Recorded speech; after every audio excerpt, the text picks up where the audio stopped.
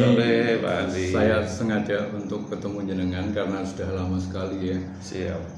Ketika jenengan ada di instansi lain, saya belum bisa ketemu. Pas di dinas sosial ini karena banyak sekali isu-isu ya.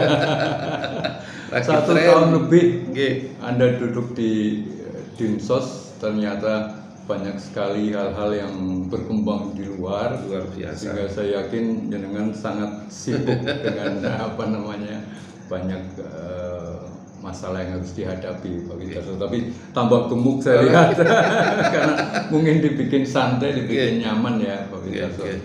Pak, saya akan bicara dari yang terakhir nih, bukan dari yang pertama gitu kan.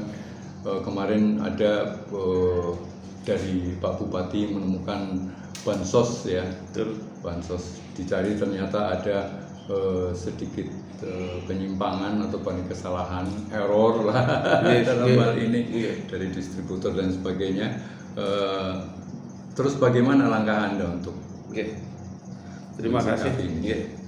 Assalamualaikum warahmatullahi wabarakatuh teman-teman semuanya, saja yang pada kesempatan ini bisa mengikuti program dari Pak Andi. Jadi kami di Dinsos Permades itu ada program dari Kemensos dari pusat, yaitu namanya Bansos. Bansos ada beberapa, ada yang PKH, ada yang BPNT, bantuan pangan non tunai atau sekarang dikenal dengan istilahnya Bansos Sembako. Istimewa di bulan Desember ini memang terjadi keistimewaan karena program pemerintah sekarang diarahkan untuk bagaimana secepatnya mengentaskan kemiskinan. Dan kebetulan Kabupaten Banyumas menjadi salah satu daerah yang masuk kategori kemiskinan ekstrim. Ada 5 kabupaten, Banyumas termasuk di dalamnya. Dari pusat menghendaki penanganan yang sangat serius, semua kementerian agar mengupayakan bantuan semaksimal mungkin di wilayah-wilayah tersebut. Nah, salah satunya program BPNT, bantuan pangan non tunai ini di bulan Desember ini ditambahkan jumlahnya yang mestinya 1 bulan ditambahkan jadi 3 bulan.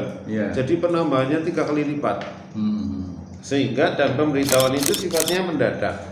Sehingga kondisi di lapangan mudahnya begini. Kalau ada 1 orang yang biasa terima 10 kilo, jadi terima 40 kilo. Padahal kita tahu untuk BPNT itu KPM, keluarga penerima manfaat itu jumlahnya sekitar 200 ribuan lebih di 1 Kabupaten Banyumas. Sehingga ya mungkin kondisinya permintaan yang begitu tinggi delalah dari sisi pertanian, karena kita daerah pertanian. Itu masa paceklik. Petani belum panen, petani baru mau panen itu sekitar akhir bulan ini. Sehingga mungkin mohon maaf, saya itu bukan membela diri tapi menyampaikan kondisi di lapangan. Barangkali warung kesulitan mencari barang, mencari barang mungkin seperti itu. Nah, sayangnya ini sangat disayangkan. Mestinya nggak boleh asal barang dibeli dari penyedia, barang yang tidak layak dibagi. Itu yang menurut saya tetap tidak boleh apapun kondisinya. Kan dia bisa perlakukan lagi, misalnya berasnya kurang bagus bisa disebul lagi atau bagaimana. Saya yakin mereka sudah punya pengalaman seperti itu. Nah, ini terjadi cukup banyak di lapangan, ada beberapa, dan kita langsung monitoring karena memang kegiatan BPN ini ada agak istimewa. Ini kegiatan dari Kemensos. Kemensos dan penanganannya juga lewat Himbara, Himpunan Bank Milik Negara, dan kalau untuk Kabupaten Banyumas itu Bank Mandiri. Kita terima surat dari Bank Mandiri kalau itu sudah mulai bisa didistribusikan. Kita mengabari kecamatan agar KPM segera bisa mengambil ke warung karena waktunya sangat mepet. Nah, seperti itu kondisinya, tapi ternyata di lapangan dari beberapa laporan barangnya jelek, Pak. Loh, kami langsung perintahkan teman-teman turun ke lapangan. Dan pada saat kami temukan, sebenarnya kuncinya di warung sama KPM. Keluarga penerima manfaat, karena dia itu yang punya hak, mestinya pada saat mengambil ke warung, kalau barangnya jelek tolak. Atau lapor lah ya paling tidak. Lapor, kalau nggak berani lapor. Nanti kita yang turun kita minta supaya diganti. Kuncinya di situ lah. Ini mungkin karena ada KPM yang ketakutan nanti kalau lapor jangan-jangan nggak dikasih bantuan lagi gitu. Memang dari hasil yang dilakukan Pak Bupati juga seperti itu. Nah, sehingga pada saat kami ke lapangan pun sama. Kalau yang seperti itu, warung tolong diganti. Kalau yang seperti itu, warung tolong diganti. Kalau yang seperti itu, warung tolong diganti. Nggak boleh itu karena ketentuannya dari pusat kan sudah ada harganya. Ya sesuai lah dengan harganya. Kalau harganya 9.000, 10.000 ya mestinya barangnya ya seperti di pasaran lah, kayak beras-beras IR64 ya, yang layak konsumsi lah. Ini kondisinya seperti itu. Kami sedang mendata, bahkan kami juga sudah dimonitoring dari Irjen juga. Cuma memang di program bansos ini kami yang ada di kabupaten kewenangannya hanya memonitoring saja. Kami yang ada di kabupaten kewenangannya hanya memonitoring saja dan melaporkan. Dan kami memang lewat teman-teman di lapangan, kami sih kalau kaitan dengan langsung berhubungan dengan KPM, saya anjurkan untuk menolak. Dan kami berikan pengertian tidak ada pengaruh nanti tahun depan nggak terima lagi, bulan depan enggak. Artinya dinas sosial kabupaten itu tidak memiliki wewenang untuk membenahi atau gimana Pak? Jadi begini, program ini namanya bansos sembako itu, jadi KPM itu menerima semacam voucher senilai 200.000. Voucher itu bisa ditukarkan barang yang barang itu sifatnya sembako, harus ada unsur karbohidrat, protein, vitamin. Nah, nilainya sebesar 200.000. Dan KPM bisa menggesek barang itu, menukar dengan itu hanya di e-warung. E-warung yang ditunjuk oleh Bank Mandiri dalam hal ini. Dari e-warung di situ diwajibkan untuk memberikan itu. Nah, e-warung sebetulnya dibebaskan, dia mau membeli kemana silahkan. Voucher 200.000 itu sebenarnya bisa dipakai di e-warung. Di e-warung. Tidak harus misalkan beras sekian kilo. Enggak. Cuma harus ada ketentuan, harus ada karbohidrat, protein, nabati maupun hewani, vitamin. Nah, mungkin diperkirakan aja lah kalau 200.000, kalau saya satu keluarga mungkin ya logikanya berasnya mungkin lebih banyak karena kebiasaan kita gitu. Tapi ketentuannya tidak ada berapa, dan kalau dia pengen ngambil beras yang 12.000 pun sudah nggak apa-apa. Mungkin nanti nominal yang lain ini karena takut kerepotannya e-warung, jadi mereka mempersiapkan paket-paket gitu ya Pak? Nah itu yang nggak boleh. Sebetulnya itu nggak boleh. Jadi teknisnya mungkin akan lebih baik ke warung itu pada saat misalnya bulan ini tuh udah selesai, terus dia untuk bulan depan dia tanya KPM, kamu mau besok mau butuh apa saja, yang seperti apa, tolong bikin kayak semacam nota begitu misalnya. Nanti kalau bisa diperlakukan seperti itu, warung tinggal merekap kan, merekap itu sebenarnya bisa. Dan tidak juga hari itu juga harus diambil semua, juga nggak boleh seperti itu. Artinya boleh, jangka waktunya biasanya 30 hari. Oh iya. Iya 30 hari lah. Dari 200.000 itu bisa ya? Iya, untuk 30 hari memang. Lah mungkin untuk kepraktisan dan sebagainya sekalian, tapi yang mestinya warung juga sekalian, dan itu bentuknya udah paket gitu ya, tinggal diambil ya. Nah yang tidak diperbolehkan paket itu adalah yang menentukan warung. Sebenarnya yang dimaksud paket itu seperti itu, tapi kalau dikemas dalam satu kresek bukan paket, asal itu pesanan dari KPM. Siapa yang berhak menegur dan membenahi ini Pak untuk ke e-warung? Jadi kalau e-warung itu memang kita kewenangannya hanya melaporkan. Eksekusi ada di kementerian. Bahkan sekarang yang baru pun untuk usulan e-warung itu kita mengusulkan nanti bersama dengan Bank Mandiri ngecek ke lapangan, nanti Bank Mandiri meneruskan kepada kementerian, nanti keluar keputusan dari Kemensos. Nah di sini yang kami kadang-kadang ada sedikit mungkin kesalahan di masyarakat ya, kami mohon maaf lah kalau ini tidak nyaman program ini, tapi rentang kendali kami itu terlalu panjang memang, terlalu jauh ke mereka. Namun demikian kami selalu ingatkan kepada warung lewat teman-teman TKSK, berperilakulah seperti warung yang diharapkan begitu. Karena mereka membeli bukan diberi. Jadi yang diberi itu adalah KPM. Diberi dana dari kementerian, dari pemerintah yang membeli ke warung, jadi bukan bukan warung yang memberi ke mereka, bukan. Iya, gitu. sudah dibayar itu barang. Dibayar itu dan gitu, nilai harganya juga ada. Ini berarti memang dari warung sendiri ya pengennya. Atau mungkin ada himbauan dari kelurahan atau dari desa untuk kesini praktis lah gitu ya mungkin ya. Nah, begitu di Pedum itu ada kalimat warung bebas, itulah yang mungkin mengakibatkan suasananya agak gaduh. Karena bebas akhirnya semua orang beli ngambil saya saja. Tapi sebenarnya kita berharap kompetisinya kompetisi yang sehat. Jadi ngambil tempat saja barang saya lebih bagus, harga saya lebih murah, harapan kita seperti itu. Tapi mungkin di lapangan beda. Ambil saya saja loh, mereka orang awas. Lah ini yang seperti itu ini ya. Yang akhirnya warung. Nah, warung mungkin takut lah, padahal nggak apa-apa. Mereka juga nggak akan lah, para teman-teman penyedia barang juga nggak akan berperilaku seperti itu kan. Di era yang sekarang ini sudah tidak ada lagi yang seperti itulah. Mungkin ini dua-duanya lah, tiga juga lah dengan kami memang kita perlu tingkatkan lagi. Sayangnya memang jumlah KPM yang jumlahnya sampai ratusan ribu Pak Andi, yang kami kesulitan untuk melakukan sosialisasi.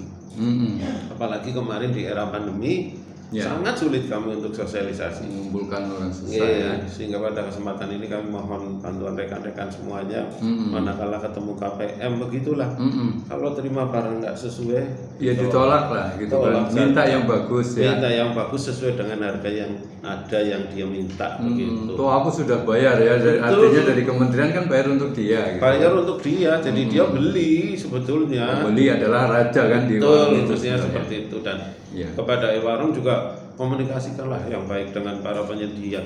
Saya itu tolonglah supaya warung saya itu bisa betul-betul nanti jalan terus itu untuk masyarakat miskin sebetulnya. Tolong kami diberikan barang yang bagus begitu. Nanti saya yakin dengan berjalannya waktu dengan kondisi seperti ini pasti ada perbaikan.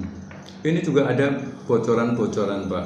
Bocoran artinya ketika orang terima telur cuma 1,8 kilo padahal itu harus 2 kilo segala macam. Ini kemarin ditemukan di Wangon dan sebagainya. Jadi begini, kalau khusus untuk kiloannya barangkali memang tidak 2 kilo. Misalnya seperti itu Pak. Ternyata berasnya dia 11.000 misalnya.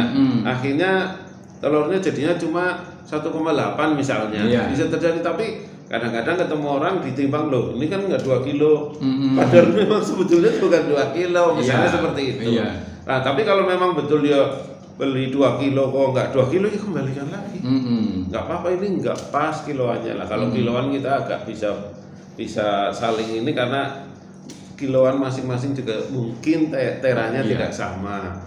Tapi kalau hal seperti itu masih bisa lah, masih bisa diatasi dengan dicek barang-barang. Tapi kalau seperti kemarin beras tidak layak konsumsi ya betul-betul menurut saya nggak pas lah. Jangan seperti itu karena ini barang untuk dimakan, untuk kepentingan konsumsi. Padahal stunting di Banyumas masih tinggi.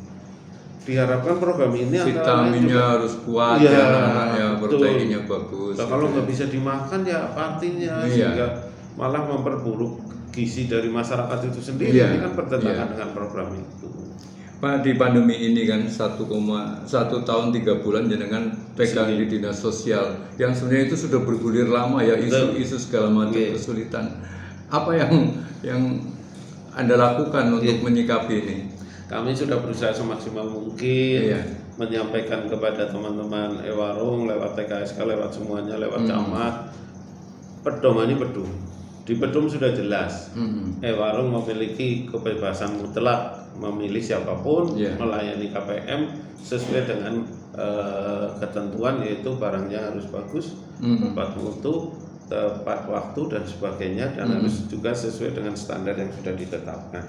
Begitu juga kepada teman-teman TKSK di lapangan, saya sudah warning, nggak boleh lah ikut bermain-main di situ, jangan ikut mengawasi, melaporkan, berikan pendidikan yang baik kepada para warung. Kami juga melakukan evaluasi terhadap warung. Bahkan ini juga monggo di lapangan nanti kalau ada yang layak sebenarnya jadi warung berminat, minta pengantar ke desa, mendaftar ke kami, nanti akan kami cek, kami kirim ke kementerian, karena tidak ada ketentuan satu desa berapa e-warung, tidak ada. Nah harapannya nanti kalau banyak e-warung, KPM banyak pilihan begitu. E-warung sana pelayanannya kurang bagus, ke sana nggak masalah, itu boleh saja seperti itu. Nah persaingan kami berharap yang kompetitif, dan ini kami hanya mengimbau lah kepada nanti warung, nggak usah takut-takuti sama misalnya penyuplai juga nggak akan bertindak yang sifatnya kriminal, nggak mungkin. Jadi semua ada aturannya. Ada aturannya. Sekarang medsos kan mudah sekali, nanti kalau ada apa-apa ini saya ditekan langsung. Saya kira nggak ada yang seperti itu. Ketika pandemi kita yang paling banyak muncul waktu itu masih ada bantuan dari provinsi, dari kabupaten, ya kemudian ketua-ketua RT kan bikin biar ini dapat dari ini belum, oh iya masuk dari ini kan sekarang bubar semuanya. Waktu itu bahkan ada beberapa hal seperti contoh satu keluarga ada yang sudah meninggal masih masuk di jaring pengaman sosial gitu kan. Kemudian ada orangnya sudah pindah, di situ ternyata masih masuk gitu. Diganti, kita dari RT sudah mencoba untuk ke kelurahan mengganti, ternyata tidak mampu. Dilempar katanya dinsos, yang dari dinsos, dari kementerian itu kan. Nah, ini hal-hal ini mungkin perlu di-clear-kan. Jadi saat pandemi yang saat itu memang luar biasa itu, kita terus terang mungkin gagap semuanya. Sehingga semua kepenginnya membantu lah. Kunci memang ada di data. Sebetulnya formulasi dari Kementerian Sosial itu kuncinya ada di DTKS, data terpadu kesejahteraan sosial. Semua masyarakat itu mestinya yang merasa dalam kondisi kurang saat itu, mereka mendaftar ke desa atau kelurahan supaya didata lewat DTKS. Itu ada di desa kelurahan. Di DTKS itu sudah ada isian format tentang kondisinya dan sebagainya. DTKS itu nanti dikirimkan ke kami teruskan ke Kemensos. Kalau dulu perval itu 3 bulan sekali, kalau sekarang pervalnya 1 bulan sekali.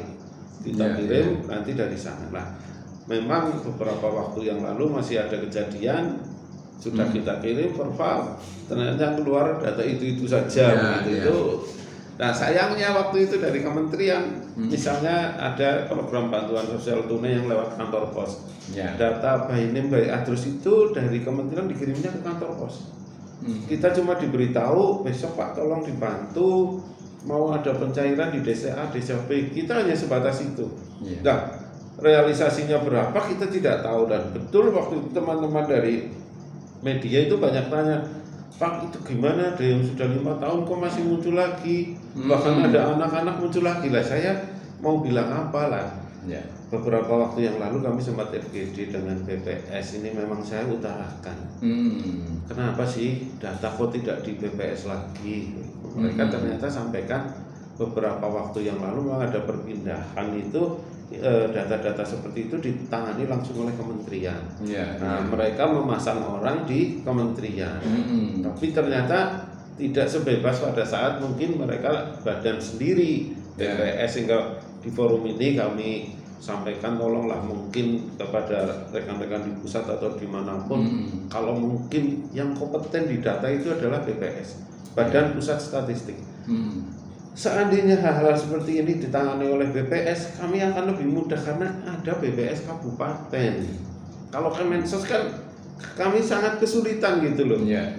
Sudah dirjennya cuma 1, ibaratnya yang ngurus seperti itu.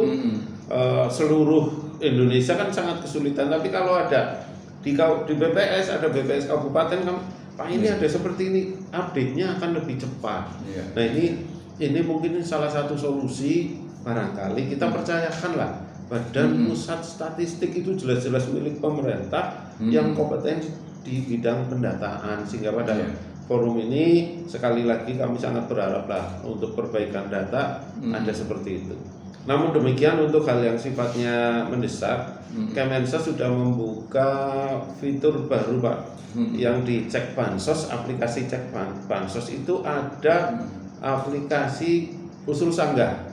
Nah di situ juga masyarakat ini untuk diketahui, kalau masyarakat sudah masuk di DTKS mau usul kemana, pakai itu bisa. pakai usulan di sana, dimasukkan, dan itu akan lebih cepat sampai ke kementerian. Juga ada misalnya kita menemui orang seperti itu kok mestinya nggak layak, sudah kaya dan sebagainya. Di fitur itu bisa ada sanggahan misalnya Widarso ini rumahnya begini, punya mobil dan sebagainya, kok masih menerima, sampaikan di situ. Dan ternyata dari update dari Kemensos menyampaikan banyak sudah yang seperti itu bisa. Sehingga pada kesempatan ini sambil mungkin nanti di pusat ada perbaikan mekanisme menggunakan aplikasi cek bansos, di situ ada usul sangka mungkin bisa digunakan. Jadi ini sesuatu yang baru yang mungkin di situs apa ya? Cek bansos. Cek bansos itu ada usul sangka. Iya, itu bagus sekali menurut saya. Artinya itu secara pribadi maupun dari LT atau dari kelurahan bisa ya melakukan itu. Karena gini Pak, banyak sekali yang disampaikan, aku sudah ngomong ke kelurahan, ke balai desa gitu, kok nggak berubah gitu kan. Bahkan ada yang sama sekali lama nggak dapat bantuan, itu juga diusulkan tapi nggak berubah. Ketika kita ke kelurahan atau ke desa, mereka bilang, kita sudah usulkan ke Dinsos gitu kan. Betul. Nah ini jadi malah lempar-lemparan. Betul, itu sempat kami ketemu terakhir ini ada FGD dari Kemensos itu banyak kepala desa yang menyampaikan, udah lah nggak usah ada pansus lah, kami malah jadi pusing begitu para kepala desa. Ya mekanisme itu Bapak, usul sudah repot-repot, sudah dikirim ke kami teruskan, keluarnya kadang kok yang dulu lagi. Nah mungkin itu mekanisme seperti itu ya, kita mungkin di Kemensos juga karena yang diurusi banyak sekali, dan kembali mungkin tadi Bapak, mungkin saya tidak lagi menjelek-jelekan kementerian, tapi memang barangkali kompetensi ini akan lebih bagus kalau ditangani lembaga yang khusus menangani seperti ini. Di BPS itu. Betul Bapak. Baik Pak, nanti kita akan lanjutkan tentang apa kerja dinas sosial yang lain di Banyumas ini, karena ini juga perlu disampaikan kepada masyarakat ya Pak Wis ya. Biar kelihatan minum.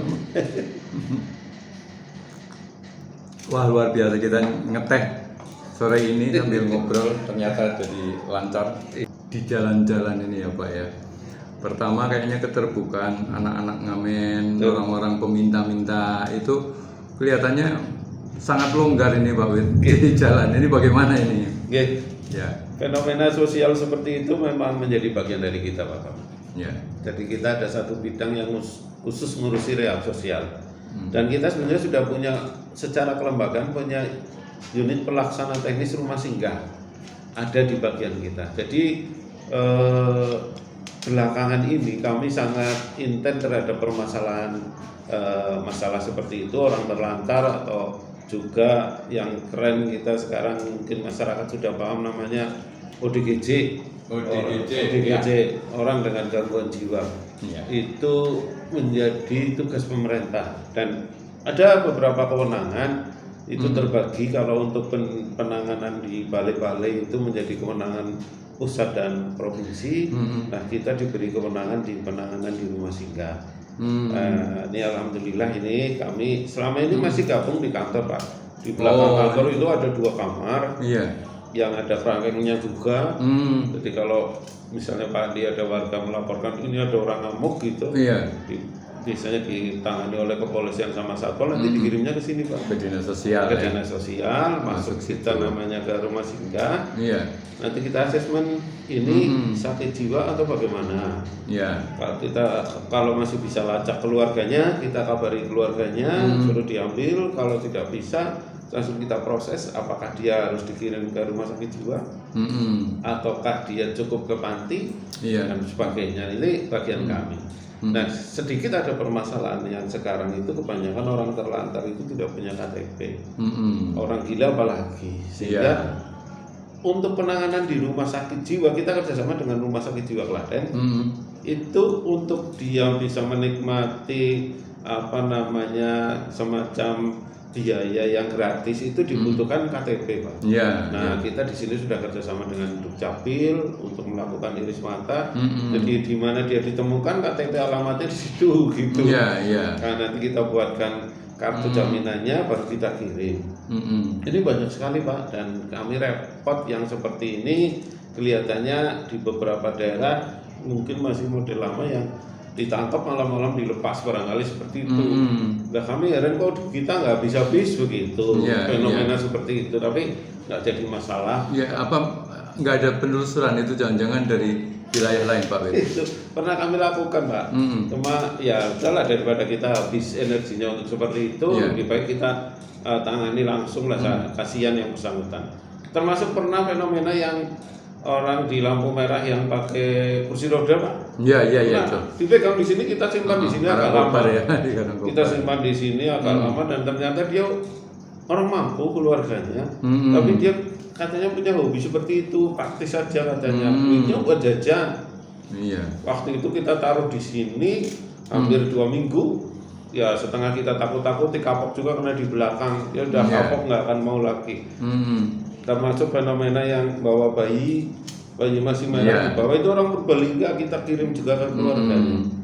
Jadi pekerjaan kami yang seperti karena meninggalnya Purwokerto ini ya, jadi tambah ya. Betul. Nah yang kami sulit kan fenomena yang badut, yang orang di cat perak gitu kayak gitu, itu sudah dipegang satpol, udah dimandiin, begitu lagi lah. Ini nanti memang kita tingkatkan. Ada sanksi lain barangkali Pak? Nah itu tadi Pak, yang bisa kami lakukan kalau kebetulan memang orang-orang yang memang konteksnya hanya murni minta-minta, ya sebenarnya kami menghimbau lah kepada jangan dikasih.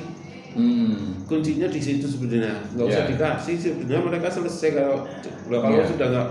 Itu yang badut itu rata-rata pernah kami cek itu bisa sampai sehari dapat 200.000 Pak. Nah ini kan masuk ekonomi kreatif. Betul. Loh Pak, itu himbauan untuk tidak ngamen di jalan, kemudian ada denda dulu 20 juta dan sebagainya. Sekarang bagaimana Pak kelanjutannya ya? Jadi ada itunya lah. Mungkin memang nantilah kami matur ke beliau Pak Bupati, sekali-kali nanti kita perlu penegakan perda itulah, supaya masyarakat juga jerah. Toh kita sudah punya CCTV di lampu merah itu. Nanti kita bisa lakukan itu, tapi sementara ini memang terus terang mungkin jadi alasan, wah ini pandemi saya butuh makan, butuh minum ya, padahal bantuan juga jalan ya Pak. Ya seperti badut itu ada sedikit ya hiburannya, anak-anak yang itu memang suka, tapi kalau kayak manusia yang di itu sudah dipegang berapa kali Pak, itu merusak diri sendiri ya. Betul. Dilakukan itu kan. Termasuk anak pang Pak, sudah beberapa kita kirim. Sekarang itu kita kerjasama dengan semua balai bagus, jadi begitu ini kita kirim pasti diterima, tidak ada masalah. Sehingga dan balai sekarang penanganannya itu udah agak berbeda sekarang menyeluruh Pak. Misalnya anak-anak pang yang masuk di sana terus dia mau pelatihan apa pulang di Sanoli Pak, dimodali dan seperti di depan itu kita ada bantuan roda 3 itu juga nanti diperuntukkan yang pulang-pulang dari balai, tapi itu untuk disabilitas sih. Pak tadi menyinggung lagi rumah singgah, di mana akan dibangun dan seperti apa Pak? Kita kebetulan punya gudang di komplek Tanjung, itu sudah kami perbaiki, ada sekitar 10 kamar nantinya. Sedang finishing aja, kita sedang minta bantuan dari Rumah Sakit Jiwa Klaten untuk bed-bed yang karena di sana banyak bed yang tidak terpakai. Rencana kalau nggak bulan Maret April Pak, nanti akan kita resmikan. Sudah dibangun ya? Sudah kita pakai. Oh iya. Sudah kita pakai dan nanti betul-betul kita fungsikan sehingga nanti menampung berapa orang Pak? Kalau ada kamar sampai 10-an ya mungkin sekitar 20-30 orang. Tapi enggak setiap saat terus dia di situ ya, dibina. Dibina kemudian di asesmen nanti cocoknya dia di mana. Oh iya. Gitu. Kemarin kami terakhir ke balai yang nangani netra di Bandung, itu bahkan di sana dilatih jadi yang buat kopi itu loh Pak, apa namanya? Oh iya, barista itu juga. Dan ini perlu di era otonomi kita itu harus banyak belajar ke daerah lain. Jadi banyak peluang Bapak. Ini seperti kami terima bantuan itu juga dari Kementerian Sosial untuk yang seperti itu, bantuan kursi roda, alat bantu pendengaran, yang agak lama kaki palsu karena harus diukur-ukur dan sebagainya. Itu termasuk roda 3. Jadi pada seluruh masyarakat lah, kalau memang di tempat Bapak Ibu ada ODGJ misalnya, bukan ODGJ, disabilitas yang memang punya keterampilan belum tersalurkan ke kami saja. Misalnya dia pinter gambar, pinter apa, nanti kita kirim ke balai untuk nantinya dia bisa mengembangkan usahanya. Kemudian Pak, ini kan pada saat-saat kita COVID-19 maupun sebelumnya itu kan masyarakat sebenarnya seharusnya siap ya, kapan saja sakit nggak sakit itu kan siap ada seperti KIS apa itu BPJS yang dibantu oleh pemerintah daerah. Ini mekanismenya seperti apa? Karena saya juga beberapa kali menangani orang sudah masuk ke rumah sakit itu kan ternyata nggak punya BPJS, nggak punya nggak punya bantuan apa-apa gitu. Kadang harus minta jam ke secepatnya. Ini gimana Pak? Jadi bantuan pemerintah banyak sekali, antara lain untuk jaminan kesehatan yang lewat APBN itu cukup banyak, kita kuotanya ratusan ribu dan itu memang sudah KIS, Kartu Indonesia Sehat. Ada yang dari APBN, ada yang dari APBD Kabupaten. APBD Kabupaten kalau tidak salah anggarannya itu sampai sekitar 25 miliar Pak. Namun demikian ternyata juga masih belum mencukupi karena mungkin ya semangat masyarakat untuk sehat gitu. Nah kita sediakan, silakan kalau ada warga, teman-teman semuanya, rekan-rekan yang menemui warga yang belum memiliki kartu jaminan kesehatan, bisa mengurus. Langkah pertama sama ke desa atau kelurahan untuk dimasukkan dari RT dulu, minta surat pengantar, kemudian ke kelurahan atau desa dari desa kemudian minta surat pengantar untuk ke Dinsos. Namun demikian tetap supaya didata di DTKS, semua kuncinya di DTKS Pak.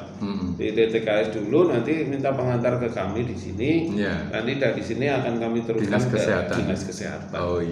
Sebaiknya itu gampang sebenarnya gampang Pak, jangan nunggu sakit lah. Kalau nunggu sakit kita repot. Betul. Karena mendadak harus segera dibikin walaupun ini kan yang saya temui kan di wilayah-wilayah kayak di RT saya, RW saya gitu kan begitu.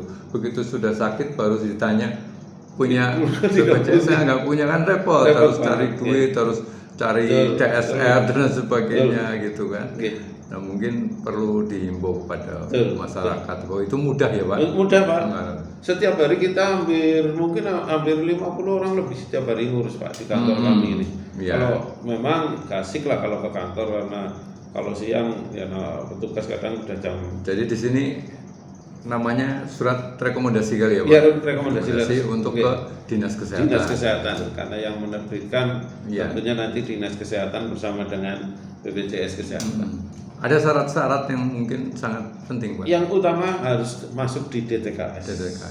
Kunci semua tentang bantuan sosial dan sebagainya kaitan dengan itu adalah DTKS. Karena nanti begitu DTKS itu nge-link Pak, begitu nanti dibuka di instansi manapun yang berkaitan dengan santunan itu akan nampak namanya Widarso ya memang kondisinya memungkinkan untuk dibantu. Ya ini ada bagian kami yang berkaitan dengan Permades. Jadi di Permades itu bagaimana pemberdayaan masyarakat dan desa, aktivitas desa itu ada di kami, sehingga dinas kita memang cukup besar. Di Dinsos Permades ini yang berkaitan dengan tata kelola keuangan desa. Nah sekarang yang menarik itu desa itu kepengen semua nanti paham tentang digitalisasi desa.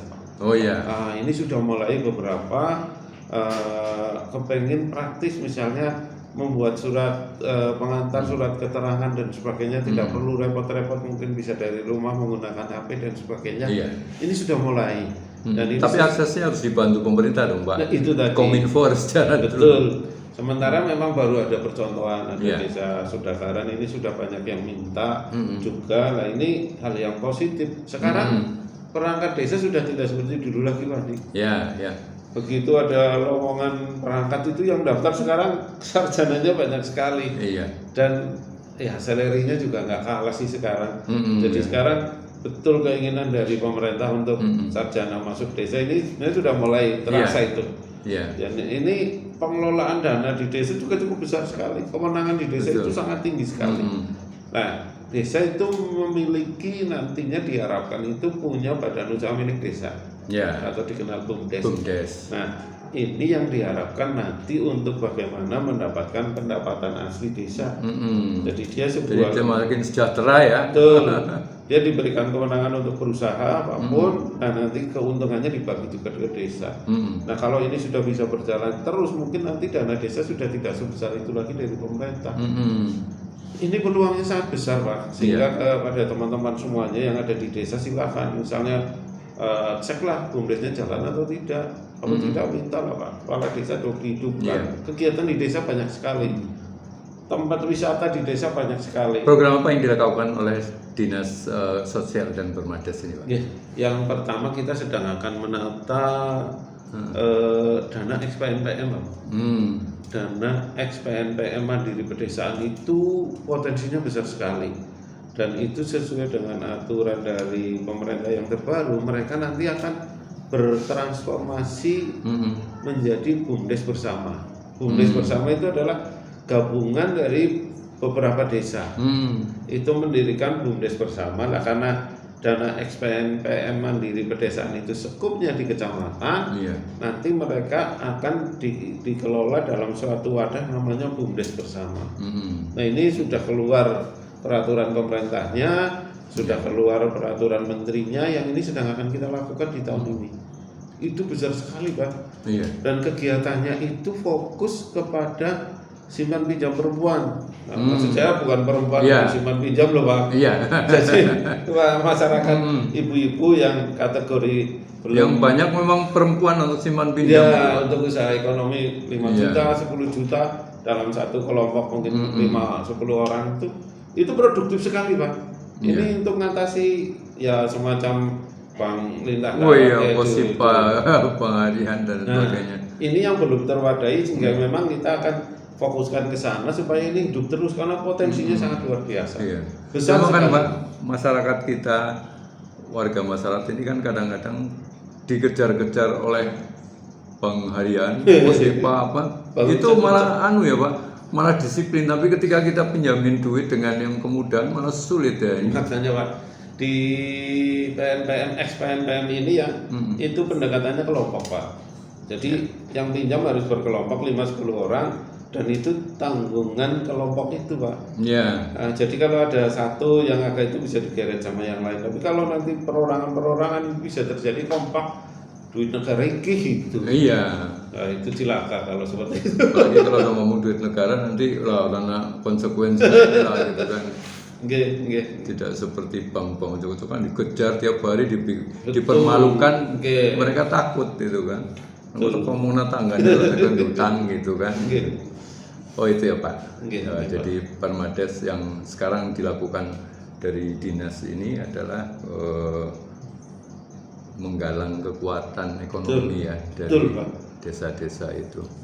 Apakah bisa dirasakan oleh masyarakat Pak hasil dari BUMDes itu? Sementara ini saya jujur saja belum. Nah, ini menjadi PR lah. Karena nggak usah lah berpikir kemana-mana, potensi di desa itu banyak sekali. Sederhananya begini, kami sedang akan menggabungkan dengan tadi permasalahan, kembali ke permasalahan beras jelek. Kalau BUMDesnya nanti mampu untuk jual beli beras, dalam arti kata dia menampung hasil panen petani, dia olah jadi beras yang bagus, dia mengajukan diri kepada warung, beli tempat saya saja. Itu boleh Pak. Itu, dan kita nanti akan terjadi perputaran ekonomi yang jauh lebih bagus di sana. Nah, ini kita berharap seperti itu. Kalau sekarang saya ditanya BUMDes boleh nggak jadi warung? Kalau jadi warung nggak boleh Pak, karena itu jatahnya untuk teman-teman UMKM lah di sana. Lah kalau BUMDes ya di sana mensuplai warung boleh. Nah, itu kalau sudah nanti bisa seperti itu, dia ditopang oleh desa, anggarannya ditopang oleh desa, itu nanti yang terjadi perputaran ekonomi di desa itu akan jauh lebih baik. Dan nanti yang penyedia yang apa ya tinggal kerjasama kan dengan BUMDes, kan sebenarnya tidak ada masalah dengan itu begitu. Itu keinginan kita Bapak.